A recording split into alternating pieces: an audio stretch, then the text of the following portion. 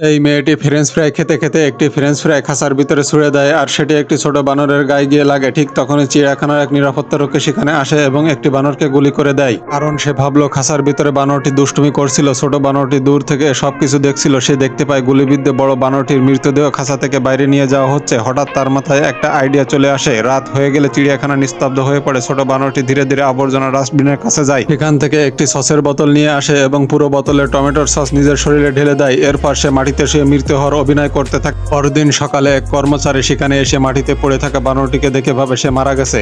সে আরো দুজনকে ডাকে এবং তারা তিনজন মিলে একটি গর্ত খুঁড়ে বানরটিকে সেখানে পুঁতে দিয়ে তারা চলে যায়। ছোট বানরটি আস্তে আস্তে চোখ খুলে সে মাটি সরিয়ে গর্ত থেকে বেরিয়ে আসে। ঠিক তখনই একজন কর্মচারী বানরটিকে হেঁটে যেতে দেখে বুঝে ফেলে বানরটি মৃত্যুর ভান করছিল। সে বানরটিকে ধরার জন্য চিৎকার করে, কিন্তু বানরটি তাড়াতাড়ি মাটি থেকে একটি ইট তুলে কর্মচারীর দিকে ছুড়ে দেয়। ইটটি গিয়ে সরাসরি তার গায়ে লাগে এবং সে অজ্ঞান হয়ে যায়। এই সুযোগে ছোট বানরটি কর্মচারীর পোশাক নিতে পরে নেয়। তাকে দেখতে একেবারে মানুষের মতো মনে হয় এবং সে চিড়িয়াখানা বাইরে বেরোতে গেলে দরজায় দাঁড়িয়ে থাকা দারোয়ান জিজ্ঞাসা করে, কোথায় যাচ্ছ? তখন বানরটি মাথা নাড়ে এবং কিছুটা মানুষের মতো আচরণ করে। ভাগ্যক্রমে দারোয়ান চোখে কম দেখতো, তাই সে বুঝতে পারেনি সে একটা বানর। দারোয়ান তাকে যেতে দেয় এবং এভাবে ছোট বানরটি চিড়িয়াখানা থেকে মুক্ত হয়ে যায়। তারপর সে দৌড়ে সোজা জঙ্গলের দিকে চলে যায়।